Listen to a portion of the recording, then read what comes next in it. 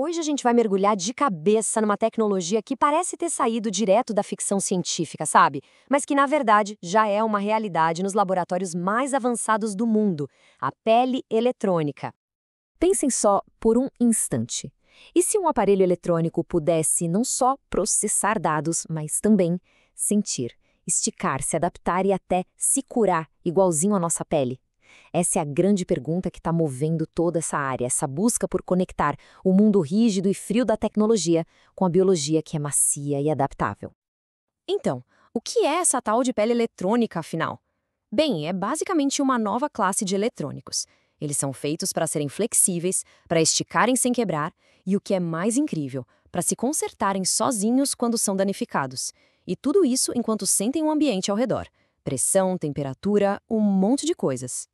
Ok, para entender por que isso é tão revolucionário, a gente precisa primeiro dar um passo atrás e falar do problema fundamental que essa tecnologia veio resolver. Existe uma incompatibilidade, assim, básica entre os eletrônicos que a gente usa hoje e o corpo humano. E essa incompatibilidade fica muito clara quando a gente olha lado a lado. De um lado, os eletrônicos tradicionais de silício, duros, quebradiços, que simplesmente não conversam bem com os nossos tecidos moles. E do outro, a pele eletrônica, que foi pensada para ser o exato oposto, maleável, adaptável e em total harmonia mecânica com o nosso corpo. Agora, se a gente for para os números, a coisa fica ainda mais impressionante. A rigidez do silício é medida em gigapascais, a da nossa pele em quilopascais. Sabe o que isso significa? Que o silício é milhões de vezes mais rígido. É uma diferença colossal. É por isso que não dá para simplesmente colar um chip de computador na pele e esperar que ele funcione de forma confortável e eficiente. A incompatibilidade é total. Beleza, o problema está claro. Mas e a solução? Como é que os cientistas estão conseguindo superar um desafio tão grande? A resposta está em repensar a estrutura dos eletrônicos desde o zero. Vamos ver como isso funciona? Olha só que interessante, o pulo do gato está na física. A resistência de um material para dobrar, a chamada rigidez flexural, ela cai drasticamente com a espessura. E não é uma queda qualquer, ela está relacionada à terceira potência. Ou seja, se algo fica fino, mas muito, muito fino mesmo, até um material duro como o silício pode se tornar flexível. Pensa numa folha de papel. Mas só ser flexível não adianta, tem que ser elástico, tem que esticar. E para isso, a engenharia tem umas cartas na manga que são, assim, geniais. Uma é criar estruturas que parecem umas ondinhas. Outra é usar pequenas ilhas de componentes rígidos ligadas por fios flexíveis que parecem uma serpentina. E tem até uma inspiração na arte japonesa do kirigami. Essa ideia do kirigami é fantástica. Basicamente, ao fazer cortes super precisos numa película fina, ela ganha a habilidade de esticar e se deformar de jeito que uma folha sólida nunca conseguiria. É como transformar uma simples folha 2D numa estrutura 3D super complexa e incrivelmente elástica. E agora a gente entra num território que parece mesmo coisa de filme. Estamos falando de materiais eletrônicos que conseguem se consertar sozinhos. É isso mesmo, se curar depois de um dano. A mágica por trás disso, claro, está na química. Tudo depende de uma coisa chamada ligações dinâmicas. Pensem nelas como conexões moleculares que são programadas para serem reversíveis. Elas deixam o material se romper e depois se reconectar, voltando à sua forma original. E para entender como isso funciona, as analogias são perfeitas. Existem as ligações covalentes dinâmicas, que funcionam como zíperes em escala molecular. Dá para abrir e fechar. E tem as ligações de hidrogênio, que são como milhares de pequenos ímãs sempre se atraindo e que conseguem se reconectar muito fácil depois de uma quebra. E, na prática, os resultados são de cair o queixo.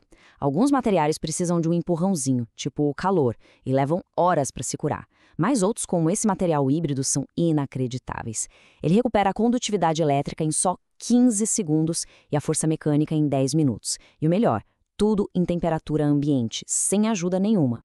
Mas a coisa não para na autorregeneração, vai além. Escuta só essa citação.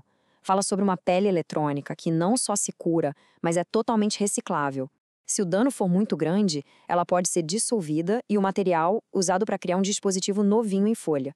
É o caminho para uma eletrônica muito mais sustentável. Ok, a pele é flexível, ela se cura, mas a função mais importante da nossa pele é sentir, certo? E a pele eletrônica, claro, também foi pensada para replicar essa capacidade.